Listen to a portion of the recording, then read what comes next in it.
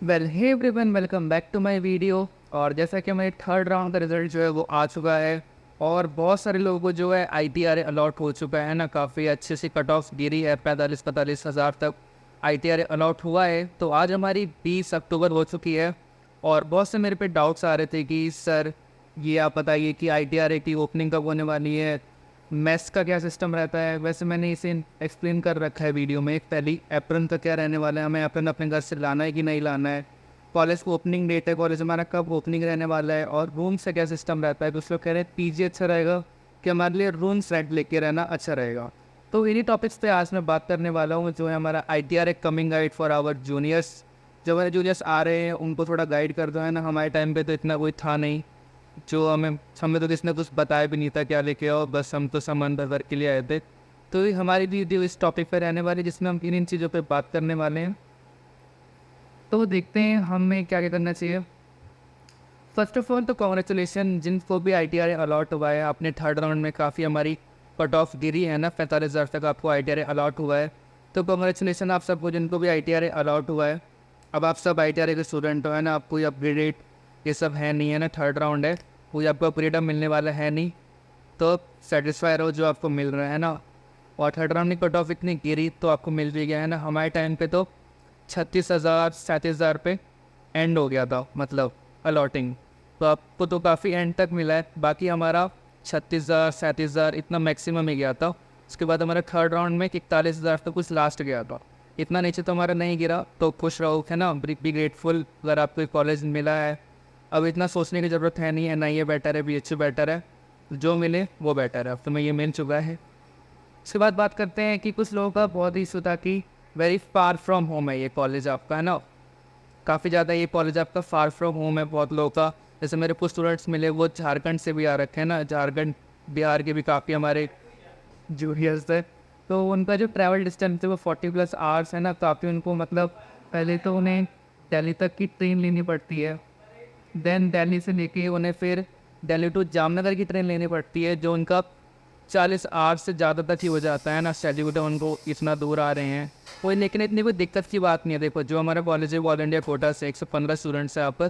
तो आपको यहाँ पे काफ़ी डाइवर्सिटी देखने को मिलती है ना। जैसे कि हमारे मुख्य स्टूडेंट जैसे राजस्थान से हैं, हमारे स्टूडेंट यूपी से भी है, बिहार से भी है, झारखंड से भी हैं, और हमारे अरुणाचल प्रदेश से भी है, कर्नाटक से भी है। तो काफ़ी आपको डाइवर्सिटी देखने को मिल, तो आपको काफ़ी स्टूडेंट्स यहाँ पर दूसरे स्टेट से देखने को मिल जाते हैं। तो यहाँ पर ऐसे से आपको ऐसा नहीं लगेगा कि हाँ मैं इन्हें यहाँ से आ रखा हूँ, है ना। काफ़ी यहाँ पर स्टूडेंट्स यूपी बिहार के भी आ रखे हैं ना। मोस्टली यहाँ पर आपको राजस्थान देखने को मिलते हैं, क्योंकि ये सबसे फास्ट स्टेट तो हमारा राजस्थान का है। फिर आपको यूपी बिहार दिल्ली के भी बच्चे देखने को मिल जाते हैं ना। मैं दिल्ली से हूँ, आई विश कोई जूनियर बिना दिल्ली से है। उसके बाद जो नेक्स्ट लोगों का डाउट है वो है कॉलेज ओपनिंग डेट। देखो मैं अपने केस में बताता हूँ। जो हमारा केस था, हमारा 23 जो बैच था, उसमें जो हमारा NCI एकदम से शेड्यूल आया था वो 1 नवंबर से बता रहा था कि हमारा 1 नवंबर से हमारी क्लासेस चालू होंगी। देन 12 नवंबर को हमारी दिवाली थी, तो जो एंड में हमारा कॉलेज स्टार्ट हुआ था वो था 20 नवंबर से, क्योंकि 20 नवंबर के अराउंड हमारी छठ पूजा थी, है ना। जो मोस्टली यूपी बिहार के लोग हैं वो छठ पूजा के बाद ही आते हैं। तो हमारा कॉलेज 20 नवंबर से चालू हुआ था। अब आपके केस में 1 नवंबर को NCIज्म ने स्टार्ट किया है, NCIज्म के अकॉर्डिंग आपका 1 नवंबर को चालू होगा। फिर आपकी छठ पूजा 7 को पड़ रही है और दिवाली तो आपकी 1 को ही ख़त्म हो जा रही है।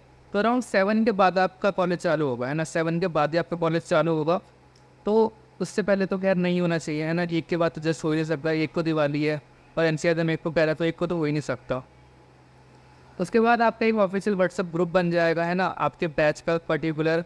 वो वहाँ पर आपको नोटिफिकेशन आती रहेगी कि आपका बैच कब चालू हो रहा है, ये वो थोड़ी मोड़ी आपको इन्फॉर्मेशन, आपका शेड्यूल, क्लास का शेड्यूल, ये सब आपको उस व्हाट्सएप ग्रुप पे मिल जाएगा। उसके बाद बात करते हैं इन लोगों का जो सबसे ज़्यादा डाउट्स है वो है रूल्स के बारे में, कि रूल्स का भैया क्या रहता है, रूल्स के बारे में कुछ बताइए।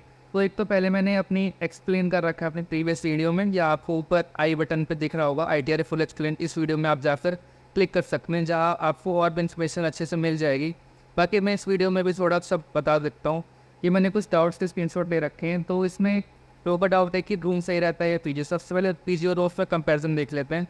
देखो PG एक तो बहुत ही कम होते हैं ना, नॉर्मली एक जगह पे काफ़ी कम होते हैं। जो हमारा जामनगर है वो अर्बन एरिया है, तो यहाँ पर बिल्डिंग्स फ्लैट है सब काफ़ी हैं। PG यहाँ पर कम है ना, काफ़ी कम है। एक दो है, पर वो भी एक तो काफ़ी दूर दूर है।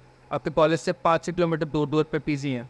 कोई भी रहना वैसे भी प्रेफर नहीं करता है। और हमारे रूम्स होते हैं वो पास होते हैं आपके कॉलेज के, सस्ते मिल जाते हैं आपको और ईजी अवेलेबल मिल जाते हैं। तो जो हमारे स्टूडेंट्स होते हैं वो सारे हमारे ITR के जो स्टूडेंट्स हैं वो रूम लेना प्रेफर करते हैं, ना कि पीजी।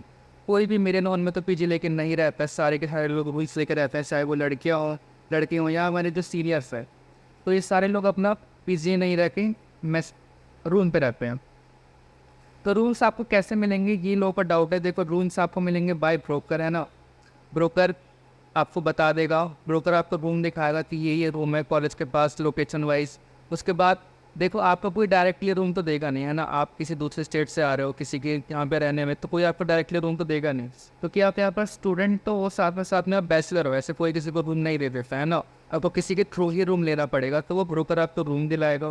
ब्रोकर आपसे 50% ऑफ रेंट चार्ज करेगा। जैसे आपका रेंट अगर 5,000 रुपये है तो आपसे वो 2,500 रुपये चार्ज करेगा एज अपने ब्रोकरेज के रूप में, है ना। अपने ब्रोकरेज के रूप में वो अपने 50% रेंट का चार्ज करेगा, जो एक टाइम ही होगा सिर्फ। उसके बाद आपको वो कोई चार्ज नहीं लेगा, आपको मंथली बस रेंट उसे देना पड़ेगा। अब यहाँ पर कुछ लोग जो एग्रीमेंट बनवाते हैं, कुछ नहीं बनवाते हैं ना। एग्रीमेंट तो ऑल ओवर इंडिया चलता है, इट डिपेंड्स। कुछ एग्रीमेंट बनते हैं, एग्रीमेंट हमारे बनते हैं 11 महीने के स्टैंडर्ड है ना। और 11 महीने की स्टैंडर्ड है। अगर आप उससे पहले खाली करते हो तो उन पर कुछ कंडीशन होती है, आपकी सिक्योरिटी मनी रख लेंगे, है ना। एक पॉइंट और यहाँ पर मोस्टली जो आपको 95% जो आपको मिलने वाले हैं तो आपसे सिक्योरिटी मनी लेंगे। जितना भी आपका रेंट है उतना वो आपसे सिक्योरिटी मनी के रूप में लेंगे। अगर आपका 5,000 रेंट है तो आपसे 5,000 रुपये को सिक्योरिटी मनी के रूप में लेंगे। जैसे कि अगर आपका महीना आप तुरंत खाली कर देते हो तो आपका सिक्योरिटी मनी वो नहीं देगा, है ना। वो उसको रख लेगा, जैसे ACCC में होता है ना, कितनों का रख लिया होगा। तो वैसे आपकी सिक्योरिटी मनी कुछ होता है कि आपको मिनिमम 3 महीना रहना पड़ेगा। अगर आप 3 महीने से पहले ही छोड़ देते हो अपने रूम से तो आपको सिक्योरिटी मनी नहीं देगा। तो कुछ ऐसे रूल्स होते हैं। तो ये आपका कुछ ब्रोकर है, मैं कुछ आपको ब्रोकर के कॉन्टैक्ट शेयर कर दूंगा, वहाँ आपको जाके बात करनी पड़ेगी कॉल पे जब भी आप आने वाले होंगे। उसके बाद आपके आते ही वो आपको 1-2 दिन में आपको रूम काफ़ी सारे दिखा देगा, जो आपको रूम अच्छा लगे। अपनी प्रेफरेंस के हिसाब से, अपनी कंडीशन के हिसाब से आप वो रूम ले लेना, है ना। अगर आप नीट वाले स्टूडेंट हो तो आप एग्रीमेंट प्रेफर मत करना बिल्कुल भी, है ना, क्योंकि आपकी सिक्योरिटी मनी रह जाएगी वहाँ पर। ऐसा नहीं कि सिर्फ एग्रीमेंट वाले रूम में, बिना एग्रीमेंट वाले रूम्स भी मिलते हैं, है ना। थोड़ा ढूंढना, अच्छा टाइम है अभी, जितनी बात करनी है आप शुरू में कर लेना। तो रूम्स आपको यहाँ पर सिंगल मिल सकते हैं, डबल ट्रिपल जैसा आप रहना चाहते हो। लेकिन सिंगल मैं कहूँगा कि आप अभी प्रेफर मत करो, है ना। आपका शुरू पर टाइम में आप कहीं दूसरे स्टेट में पढ़ने के लिए निकले हो, अकेले लेके रहना मत प्रेफर करो, है ना। बहुत से लोग तो पहली बार अपने घर से बाहर निकले होंगे ऐसे रहना, सब वो आप अकेले मत रहो, है ना। डबल शेयरिंग में, ट्रिपल शेयरिंग में रहो अपना, है ना। कम से कम इतना तो रहो। इसमें जो आपका प्राइस पड़ जाता है वो आपको पड़ जाता है 1,500 से लेके 2,500 रुपये पर पर्सन आपका प्राइस पड़ता है। और इसके अलावा आपका 200 से 300 रुपये आपका इलेक्ट्रिसिटी का जाता है। तो आपका अराउंड इतना आपका रूम का चार्ज रहता है, तो ये आप देख लेना। और बाकी जो गर्ल्स हैं उनको देखो हॉस्टल तो मिल जाएगा, हमारे बेस्ट फ्रेंड गर्ल्स को हॉस्टल मिल रखा है, लेकिन वो थोड़ा लेट मिलता है ना। अगर आप नवंबर में आ रहे हो तो आपको जनवरी में मान लो हॉस्टल मिलेगा, थोड़ा लेट मिलता है। 2-3 महीने आपको लेट मिलता है, तो आपको 2-3 महीने तो रूम में लेके रहना पड़ेगा। और गर्ल्स हॉस्टल में भी पूरी सीट्स देखो नहीं है ना, मैंने एक्सप्लेन भी कर रखा है पहले वीडियोज़ में। हॉस्टल की यहाँ पर काफ़ी दिक्कत है, तो सीट्स आपको मिल तो जाएंगी लेकिन वो मिलेगा फर्स्ट प्रेफरेंस बेसिस पे।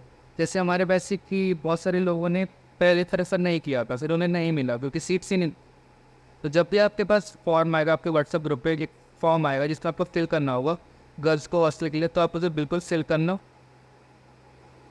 उसके बाद बात करते हैं मैथ्स के बारे में। देखो मैथ्स के मैंने अपनी वीडियो में एक्सप्लेन कर रखा है, ऊपर आई बटन पे आ रहा होगा, अब जाकर देख लेना कि देखो 4 ऑप्शन होते हैं कॉलेज की PG मैथ्स में, मैंने बता रखा है। North Indian, Gujarati, south Indian और आपका महाराष्ट्रियन मैथ्स।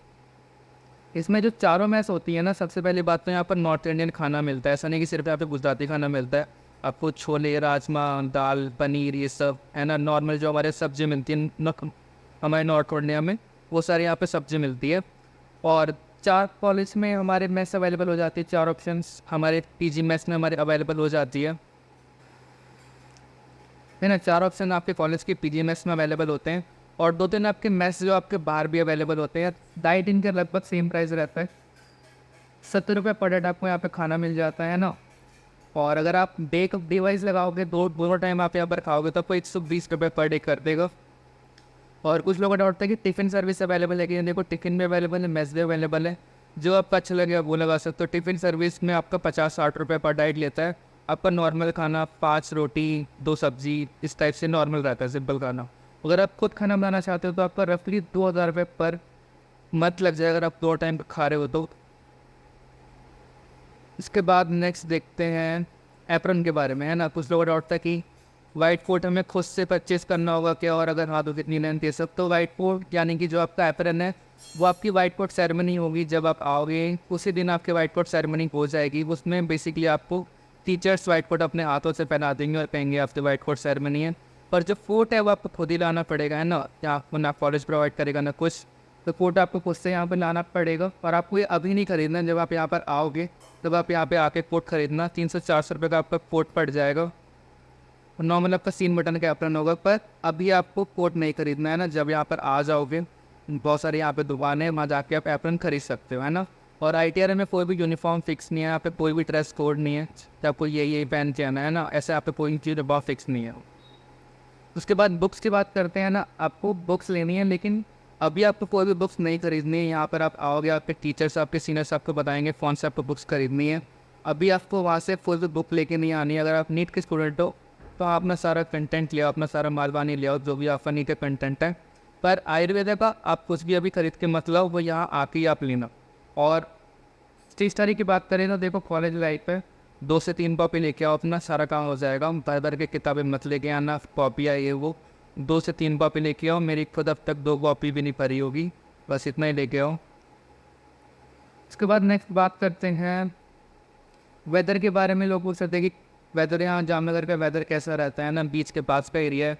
तो वेदर यहाँ का देखो ऐसा रहता है कि हल्की हल्की ठंडी रहती है, जो हमारे यहाँ पे नवंबर दिसंबर में रहती है। मतलब जो आपके दिल्ली यूपी बिहार और राजस्थान में नवंबर दिसंबर में रहती है हल्की हल्की ठंडी, वैसे यहाँ पे पूरी पीक ठंडी इसकी ऐसी होती है, बिल्कुल हल्की ठंडी वाली। या आपको कोई भी फोड़ी स्वेटर मफलर ये सब हैवी सी ठंडी वाले कपड़े मत लेके आना। नॉर्मल जो अपने प्रेफर करना है कि ज़्यादा से ज़्यादा गर्मी के कपड़े भर सको, है ना। शर्ट पैंट ये सब, टी-शर्ट ये सब, लोअर और ये सब अपने सामान लेके आना। ज़्यादा हैवी ठंडी वाले कपड़े मत लेके आना, है ना। हम भी लेके आए थे, बाद में हमें 6 महीने बाद घर के आना पड़ा। अपना नॉर्मल से एक पतला ब्लैंकेट ले आना, है ना, ज़्यादा मोटा ब्लैंकेट मत लाना। इसके बाद क्या कैरी करना है, देखो अगर आप आ रहे हो तो आप अगर नवंबर में आ रहे हो तो आपकी जो टर्म एग्ज़ाम है वो आपके अप्रैल में होंगे। तो आप नेक्स्ट टाइम जो घर जा पाओगे वो मई के अराउंड ही जा पाओगे ना, लगभग 5 महीने बाद घर जा पाओगे। 20 में चले जाओ तो बात अलग है, अपनी अटेंडेंस छोड़ के। तो अपना एक नॉर्मल सा अपना एक छोटा बैग लेके आना, अपना स्कूल बैग जो अपना लेके चलते हैं कंधे पे टांग के। और एक अपना बड़ा सा सूटकेस ले आना, अपना मीडियम साइज़ का या लार्ज का या स्मॉल, जो भी तुम्हारा ठीक लगे। और उसमें अपने नॉर्मल अपने समर के कपड़े भरना है ना, ठंडी वाले कपड़े ज़्यादा नहीं, नॉर्मल जो अपने कपड़े हैं। अपने 1-2 शूज़ रख लेना, अपने 2-3 बेडशीट रख लेना यहाँ पर, है ना। या दूसरी जगह पे आके आप सामान खरीदोगे तो कम प्रेफर करो कि हम यहाँ पर सामान खरीदें, है ना। यहाँ पे आप जाओगे मार्केट, ये सब चीज़ें खरीदोगे आपको महंगा पड़ेगा। तो प्रेफर करो मोस्ट चीज़ें घर से लेके चलो। 2 बेडशीट आपने खरीद लो, एक अपने ट्रेडिशनल कपड़ों का सेट ले, है ना। जैसे कॉलेज में कोई भी फंक्शन आएगा आगे जाके, कोई भी अगर धार्मिक फंक्शन हो उस टाइप का, तो उसके लिए आप एक ट्रेडिशनल सेट कपड़े का ले आओ। बाकी आप इम्पोर्टेंट चीज़ों में अपना आधार कार्ड ले आना, है ना। अपनी पासपोर्ट साइज़ की फ़ोटोज़ काफ़ी यहाँ पर काम आती हैं। एक अपना ATM कैरी लेके चलना चाहिए ना, कभी कैश की ज़रूरत काफ़ी बढ़ती है। तो ये नॉर्मल यही सारी चीज़ें जो आपको कैरी करनी चाहिए। और क्या आपको नहीं कैरी करनी है मैं बता सकता हूँ, कोई भी आपको आयुर्वेदा की बुक्स बाहर से नहीं लेके आनी, जो भी आपको यहाँ पे खरीदनी है। उसके बाद स्टेथोस्कोप बिल्कुल भी नहीं खरीदना है ना, कि तुम स्टेथोस्कोप लेके आ रहे हो कि हमें डॉक्टर बनने वाले। फर्स्ट ईयर में आपके स्टेथोस्कोप का कोई भी यूज़ नहीं है। रेसेक्शन किट आपको नहीं लेके आनी है बिल्कुल भी। और क्या करना है आपको, अभी आपको बस 10-15 दिन बच रहे हैं। मैं तो यही कहूँगा कि सबसे पहले तो चिल करो, है ना। उसके बाद देखो आपको पढ़ाई चालू होने वाली, फिर आपको इतना टाइम नहीं मिल पाएगा। तो मैं तो ये कहूँगा कि टेक मोटिवेशन ऑफ आयुर्वेदा के बारे में जितना जान सकते हो उतना जानो, इसकी मोटिवेशन लो, ज़्यादा से ज़्यादा मोटिवेशन लो, है ना। आपको इसमें सर्वाइव करना है, या आप आगे आपको बहुत सारे नेगेटिव थॉट्स होंगे तो बेटर है। और आप कुछ आयुर्वेदा के बेसिक कॉन्सेप्ट भी पढ़ सकते हो, अगर आपके पास टाइम है, थोड़ा आपको पढ़ने का मन कर रहा है। डेली 1 घंटा आप आयुर्वेदा का कुछ भी बेसिक पढ़ लो, है ना। फर्स्ट ईयर का बेसिक्स कुछ भी जो आपको अच्छा लगे, जानो अपने आयुर्वेद के सब्जेक्ट को। हमारे आयुर्वेद में कितने सब्जेक्ट्स होते हैं, पदार्थ विज्ञान, संहिता, इन सब संहिता अध्ययन में हम क्या क्या संहिता पढ़ते हैं, ये सब चीज़ें आप पढ़ सकते हो अभी। और वही एक्सप्लोर करो आयुर्वेदा को, है ना, आयुर्वेदा में क्या क्या ऑप्शन हमारे करियर अपॉर्चुनिटीज़ हैं ये सब। तो ये हमारी जो वीडियो थी, अगर आपको कोई भी डाउट हो तो आप मेरे इंस्टाग्राम पे मैसेज कर सकते हो, मेरे इस QR को स्कैन करके।